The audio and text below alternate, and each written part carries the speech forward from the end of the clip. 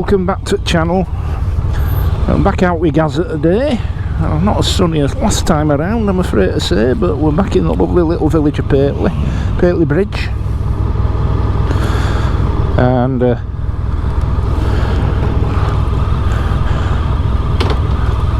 two Crosstourers ready to rock and roll.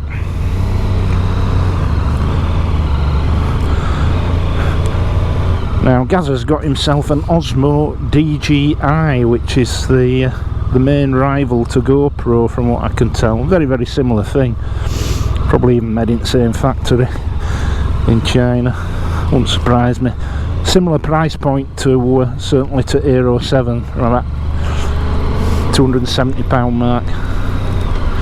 So I'm interested to see how that compares with this camera, because the big selling point with the Hero 7, which is what you're watching this on, apart from the 4K, which we've just been having this conversation, 4K isn't right clever once you get it up on YouTube. But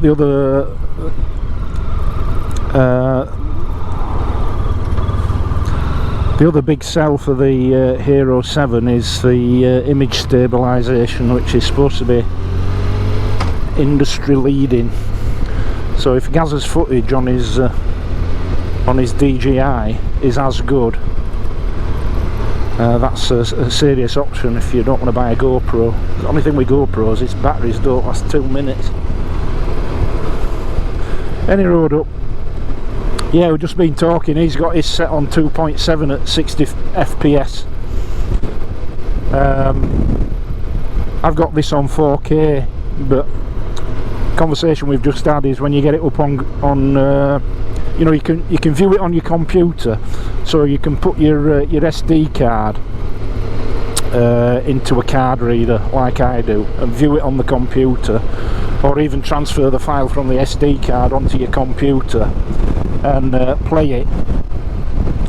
And absolutely beautiful footage, colour, resolution, stabilisation, everything absolutely brilliant. Upload that self-same file onto YouTube, and particularly if you're out and about on the road and there's any degree of forward motion, those parts of the image that are dynamic, i.e. that are actually have got movement in them, such as you can see now with the sort of local topography moving by at 30 mile an hour as it now is. There's an element of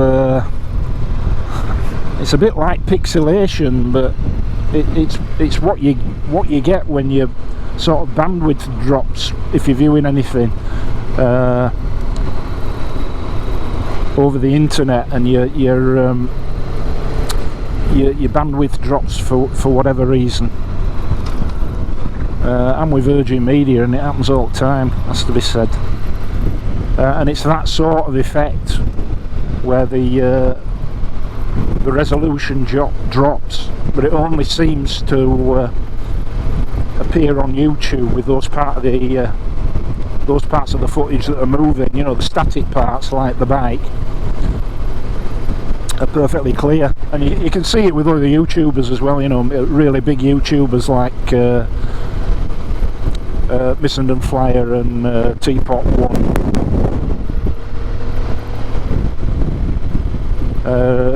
Richie V, the Lamb Chops, you know, big hitters like that. Seems to be the same effect, so I'm just sure it must be a YouTube thing. So we've just come out of Pateley Bridge now. We're going to do a run that I did a bit back with Gaz, which is along the banks of Garthwaite Reservoir to Lofthouse Village. Then we'll hang a right and we'll go right over the tops and drop down to Leighton Reservoir for a pot of steam and a bite to eat. And that bite to eat will not be a pork pie or a big bunch of celery or a cucumber, and I won't be wearing Groucho Marx mask either, so I forgot to bring the bugger. but I might gratuitously wear my vanity prop sunglasses on top of my crust just to piss a few folk off. Even though it's probably going to piss it down at some point today, but already has done. I've already been wet back in Guiseley.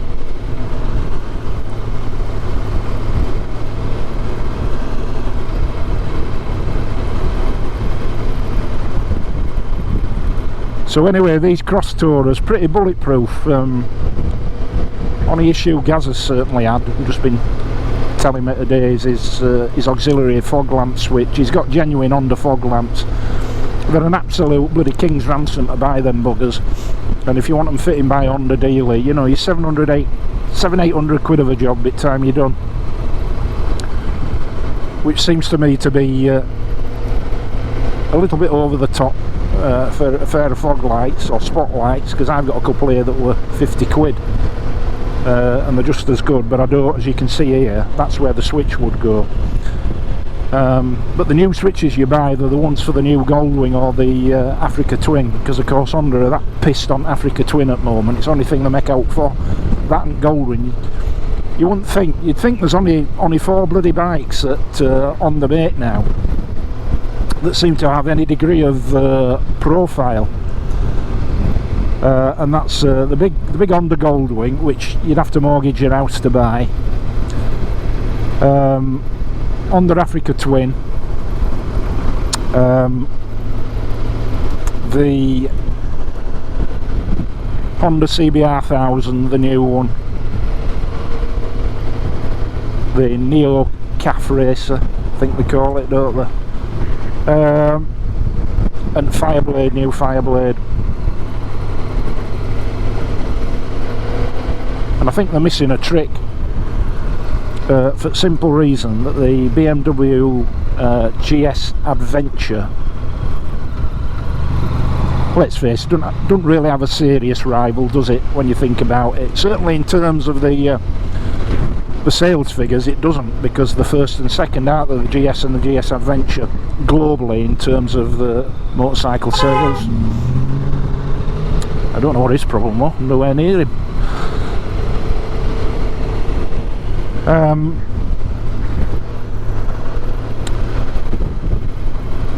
So yeah, they've no real rival. I mean, alright, you've got your KTM 1290 Super Adventures, and we're expecting a new one of them, so that should be quite exciting, and you've your Ducati Multistradas and Triumph Tiger 1200, but I don't, you know, they're not a close second by any stretch of imagination. So you'd think somebody at the R&D at Honda might have just twigged that they might want to just you know, poke a fiery stick up BMW's arse and produce a big sort of 1250cc adventure bike along the lines of this Crosstourer, and by all means call it a Crosstourer as well.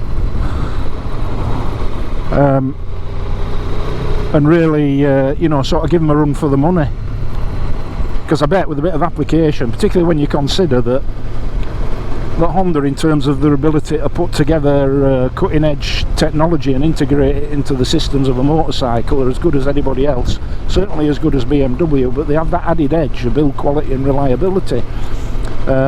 You know, and I've had a few BMW motorcycles, and they're great bikes, but they don't have Honda build quality, and they don't have Honda reliability. You know, there's been a few tales about the electronics, certainly in the later GS's, and my older GS Adventure's thrown up its fair share of electronic gremlins. So tremendous potential for Honda, if they were so minded, and they don't appear to be so minded, and I'll be the first to stand up and happily be corrected if I'm wrong, to actually produce something which is a direct rival to the BMW R1250 GS Adventure, and ideally using, as I'm sure that they would, some form of iteration excuse me, of this V4 engine, because it's pretty much a 1250 engine. This is 1237. Well, on any other bike a 1237 engine is going to be called 1250, isn't it? So if you haven't thought of that yet, I'll have 10% of your sales when you do it, for giving you an idea, because you're missing a trick.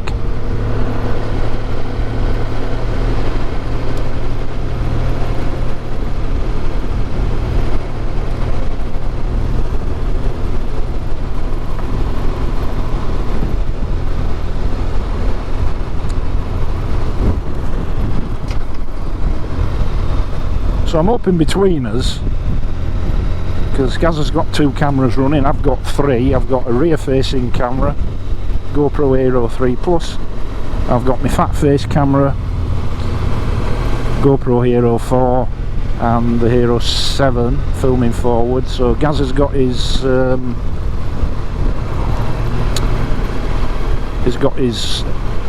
Drift Ghost rear facing, and attached to the bike forward facing. He's not mic'd up or anything. He's got his new Osmo DJI. And when we get over Tops, because we'll turn right just after the Crown pub in Lofthouse, and when you get right to the top there, between the 2 cattle grids, there's a long stretch of the single track road, and we'll do a bit of some mutual overtaking footage.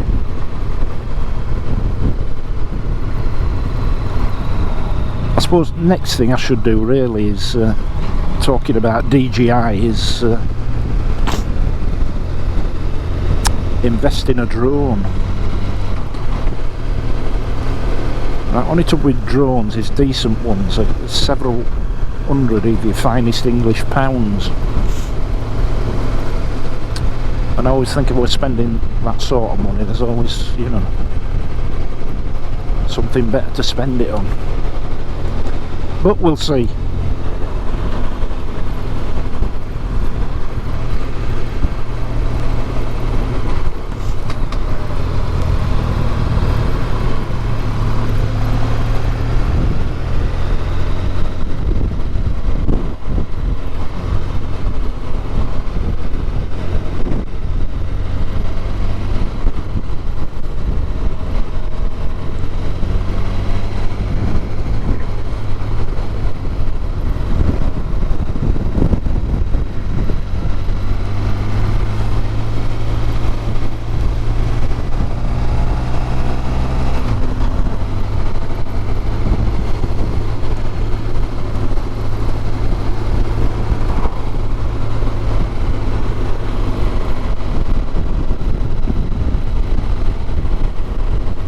Ooh, single file.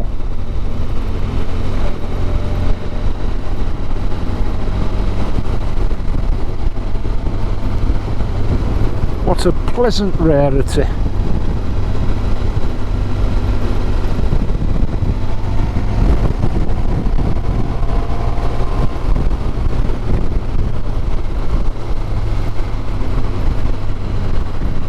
Chuffing hell, look at legs on this.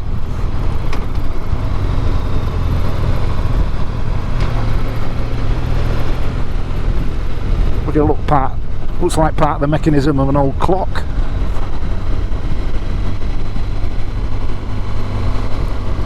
Mind you, my pins are out to write home about, so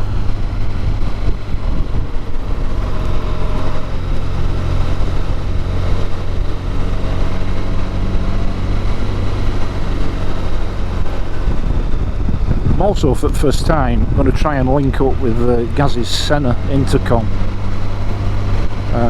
I'm using the Cardo Scala Rider Pack Talk Bold,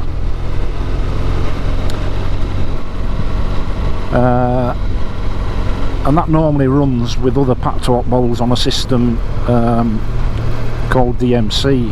It's a system called Mesh. It's not Bluetooth, but you can connect to other makes of comms using Bluetooth. So I briefed myself before we came out as to how you do that with this unit, so we'll see how we get on.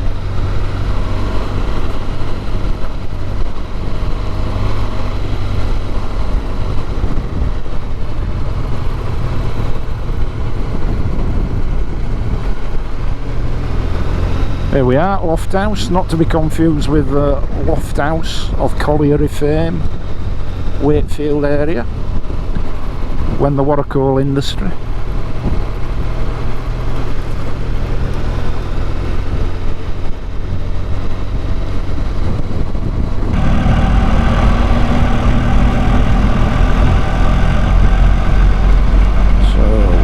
Right up here, it gets a bit tight. It's a classic for sounding your own up here.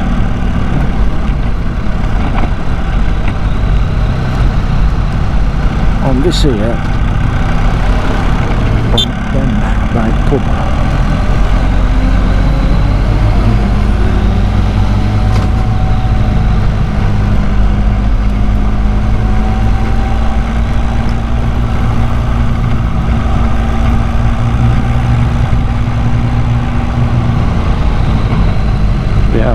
I'm as fit as him when I'm that age. Good on you, sir.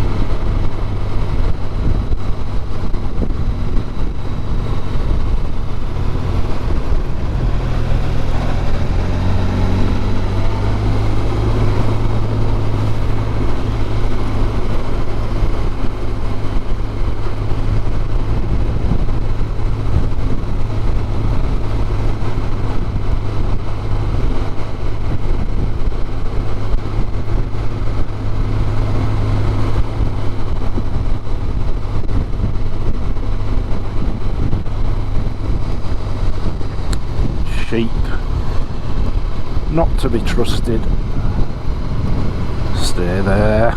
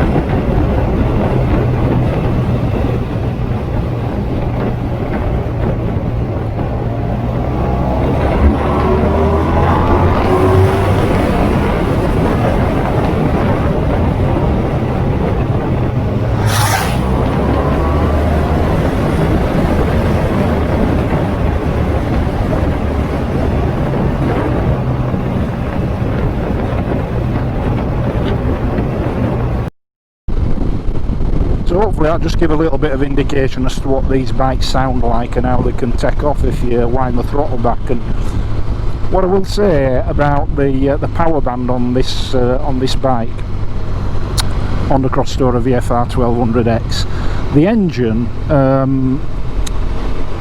is the same engine that's fitted in the Sports Tourer, which is no longer made anymore, but is again an unsung hero like this one, the VFR 1200F, and it's 170 brake horsepower in that bike, exact same engine. So they put it in this and detune it to 128, so the payoff, the quid pro quo there, if you will, obviously is a proportionate increase of torque in the mid-range. And what you find with this bike is it'll pull away in just about any gear once you're up and running. But if you sort of if you want a really flexible long-legged gear to be in, if you want to do some sporty riding, if you bang her in third, it's almost like almost like having an automatic, because Gaz's bike is automatic, it's DCT, but it's extremely flexible. And if you've got the DCT, you can hold it in third on the manual override, of course. And what you find is there's a power band that seems to kick in round about 4,500 RPM, and between 5,000 RPM and 8,000 RPM, redline's 8.5. It's a rocket ship, and that's where you want the power, you know, if you're into touring. And you're not so much about weekend peg scratching on way to local calf. If you're into serious touring but you want that element of performance, just to add some quality to the experience, a bit of spirited riding, then once you get in that power band, you know, if you hold it in third gear or fourth if you're on a long enough road, a tremendous amount of power and performance. Right, so we'll stop here for a brew, a pot of steam and a sandwich. Speak to you soon.